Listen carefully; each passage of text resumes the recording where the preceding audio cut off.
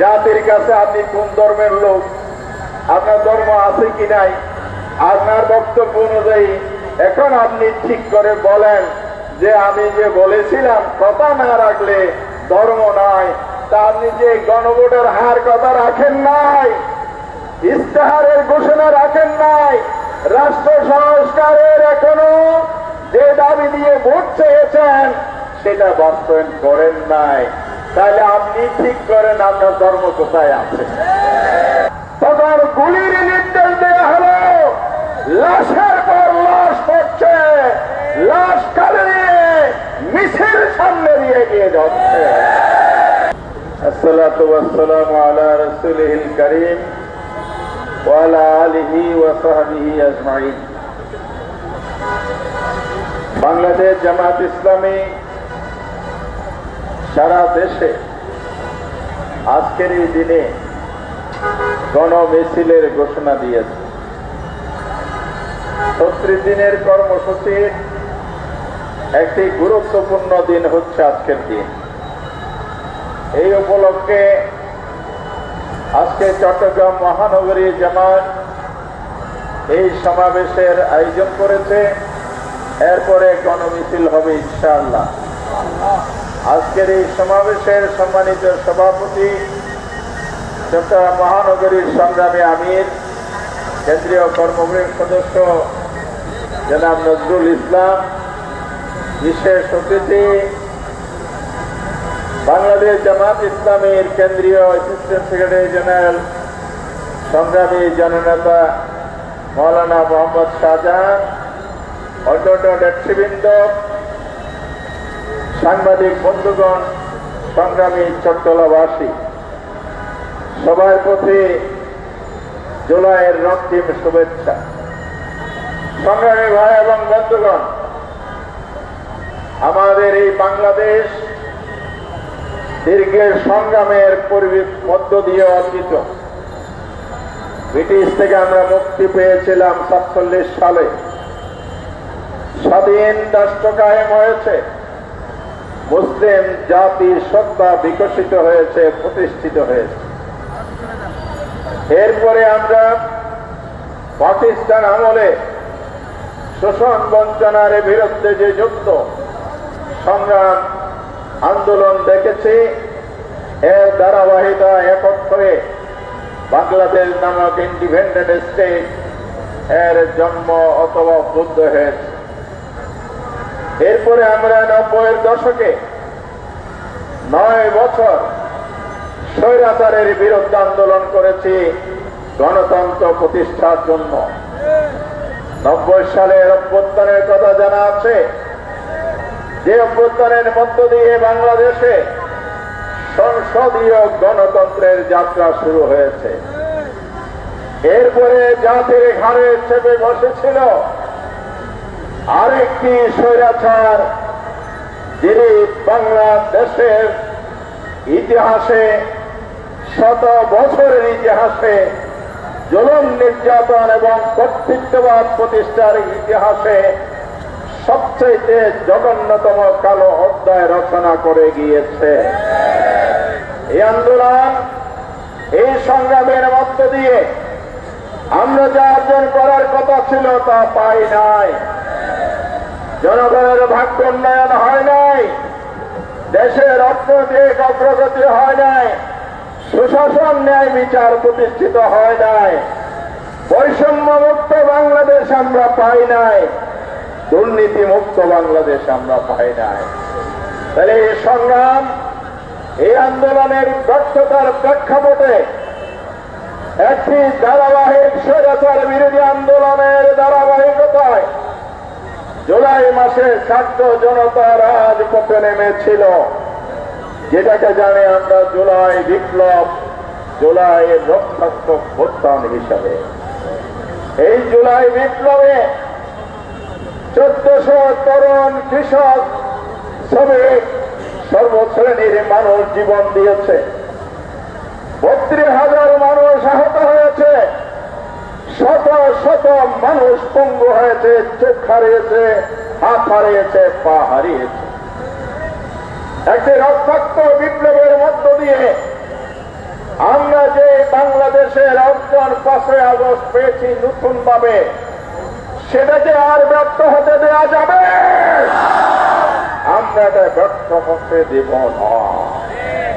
প্রিয় বন্ধুরা আমার, দ্বিতীয় বর্ষপূর্তিতে আজ দাঁড়িয়েছি। আমরা কর্মসূচির পর কর্মসূচি পালন করছি।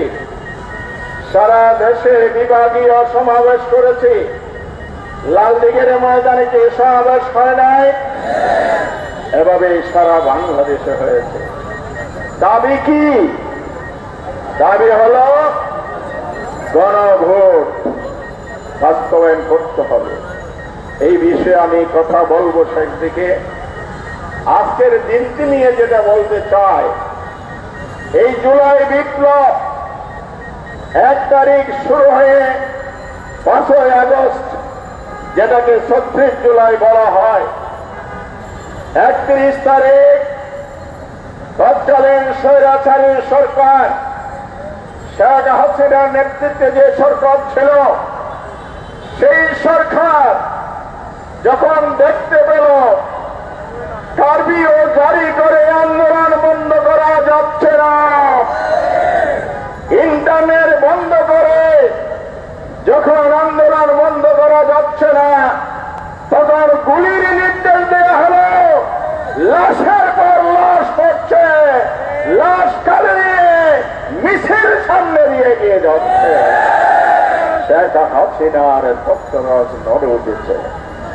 শেষ রক্ষার জন্য হাসিনা মনে করেছে যে শক্তি পিছন থেকে শক্তি যোগাচ্ছে, তার নাম হলো জামাত ইসলামী এবং ছাত্র শিবির। ছাত্র শিবির, জামাত ইসলামী দুটি সংগঠনকে সব সময় স্বৈরাচাররা তাদের সবচেয়ে বড় প্রতিপক্ষ মনে করে এসেছে। যেই কারণে তিনি মনে করলেন এই দুটি সংগঠনকে নিষিদ্ধ করা হলে আমার ক্ষমতা নিরাপদ হয়ে যাবে। 1 তারিখ আজকের এই দিনটিতে জামাত ইসলামীকে নিষিদ্ধ করা হলো। যেমনটি নিষিদ্ধ হয়েছিল স্বৈরাচারী আইয়ুব শাসনে 2 বার, স্বাধীন বাংলাদেশও 1 বার নিষিদ্ধ হয়েছিল। আমাদের রেজিস্ট্রেশন বাতিল করে নির্বাচনের প্রতীক কেটে নিয়ে আমাদেরকে নির্বাচন অধিকার থেকে বঞ্চিত করা হয়েছিল। নেতৃবৃন্দের ফাঁসিতে ঝুলানো হয়েছিল। জুলাই বিপ্লবের অনুরূপ দীর্ঘ ত্যাগ এবং কোরবানির মধ্য দিয়ে আমরা যখন সেই জায়গায় আসলাম, শেখ হাসিনা যখন মনে করলো এই আন্দোলন থামাতে হলে এই শক্তিকে নিষিদ্ধ করতে হবে, জামাত এবং ছাত্র শিবিরকে নিষিদ্ধ হয়েছে।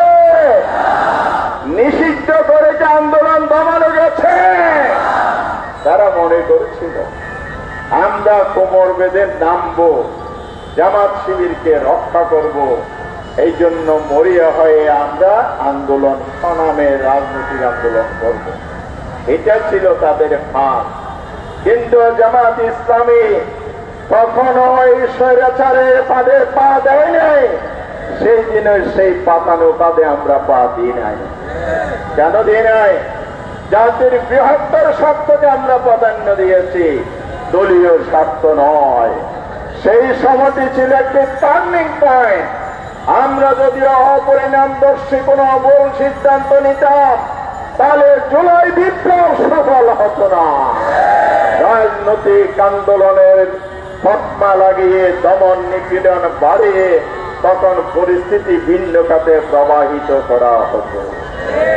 সেই দিন চরম ধৈর্যের পরিচয় দিয়ে জামাত ইসলামী দূরদর্শী বিচক্ষণতার সাথে সিদ্ধান্ত নিয়ে জাতিকে মুক্তি দেওয়ার জন্য, দল নিষিদ্ধের জন্য কোন প্রতিক্রিয়া জানায় নাই, বরং দেশবাসীকে আহ্বান জানিয়েছে সংবাদ সম্মেলন করে যে যেখানে আছেন রাজপথে নেমে আসুন, ঝাঁপিয়ে পড়ুন, জাতিকে মুক্ত করুন। শেখ হাসিনার পতন আন্দোলনের ডাক সেদিন আমরা দিয়েছিলাম।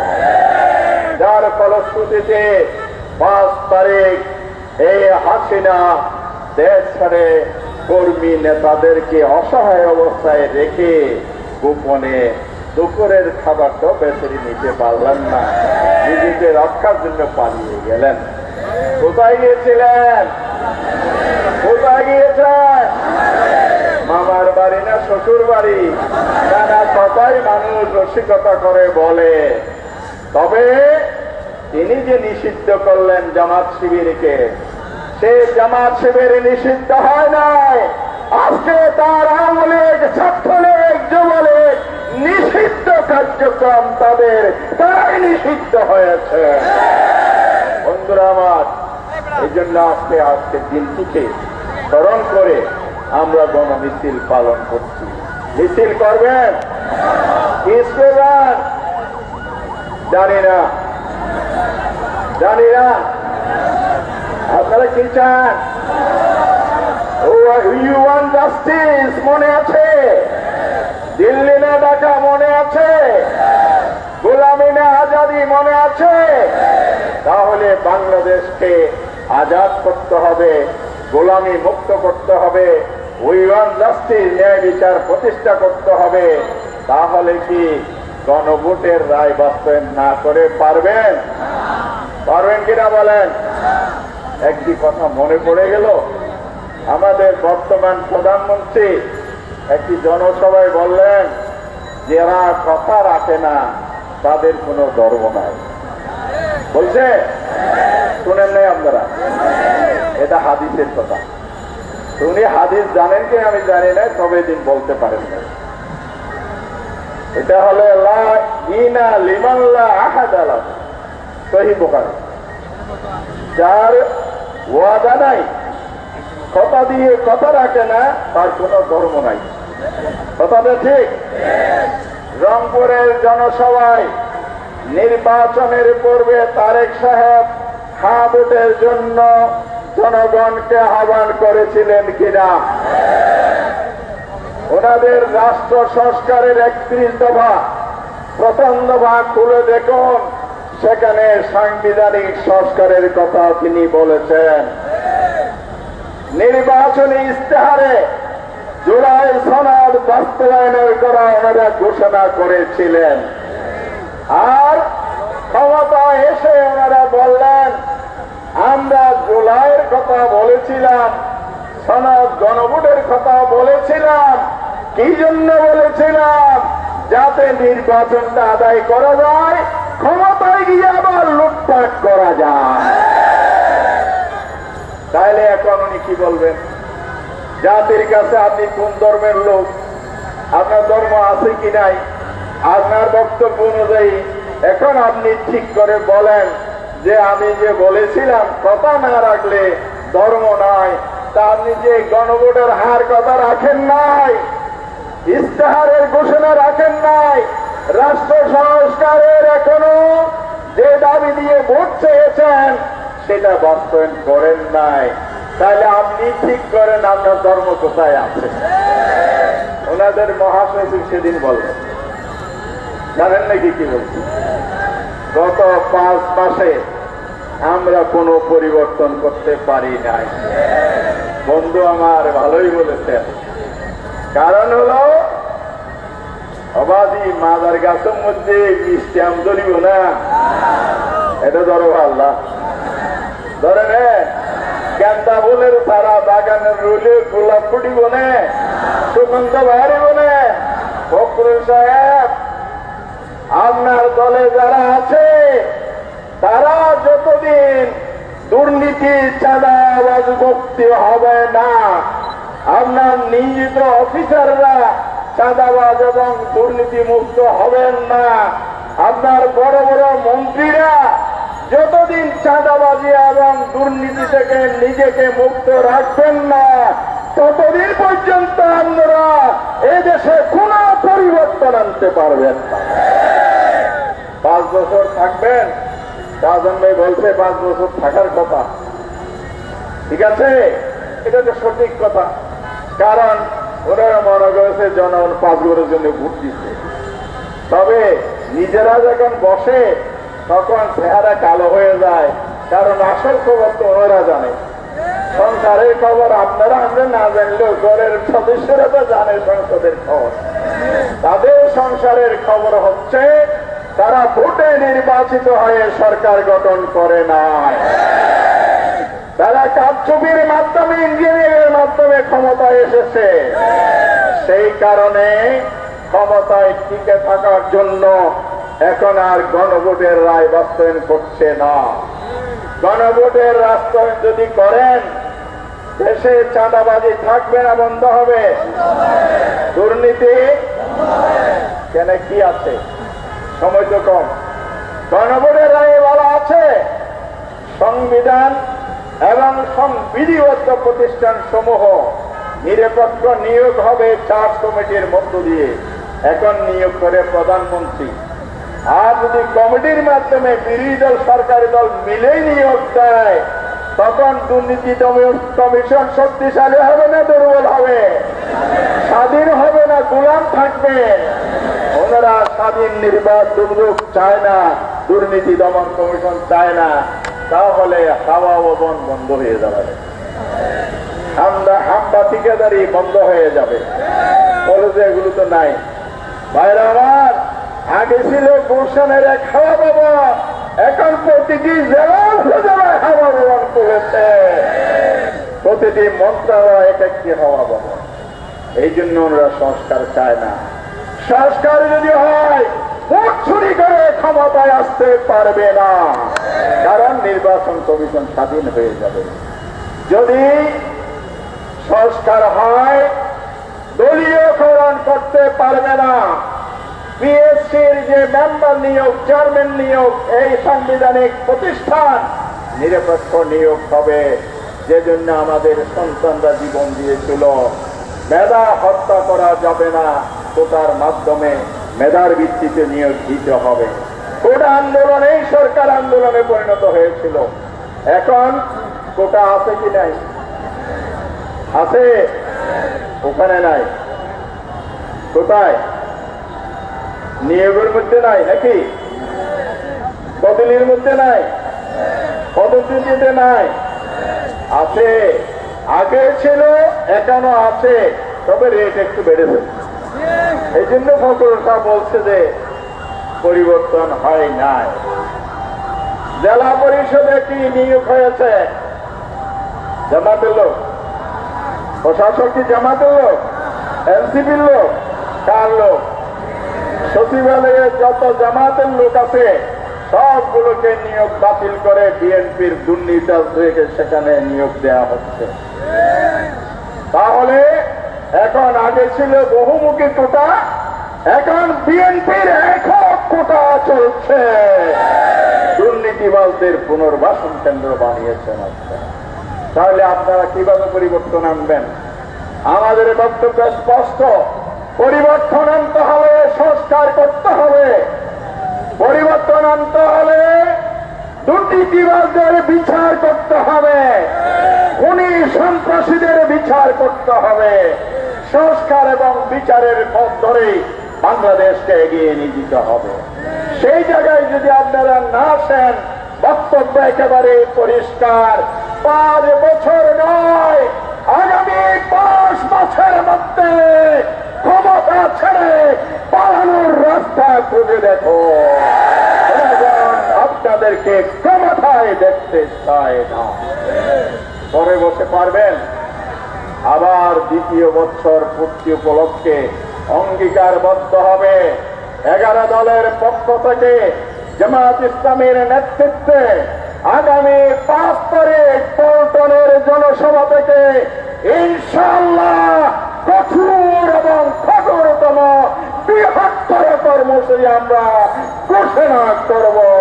এই আন্দোলনের মধ্য দিয়ে খুনি দুর্নীতিবাদ, নব্য চাষিবাদ আমরা পতন ঘটিয়ে দেশে ন্যায় বিচার সুশাসন প্রতিষ্ঠা করব ইনশাআল্লাহ।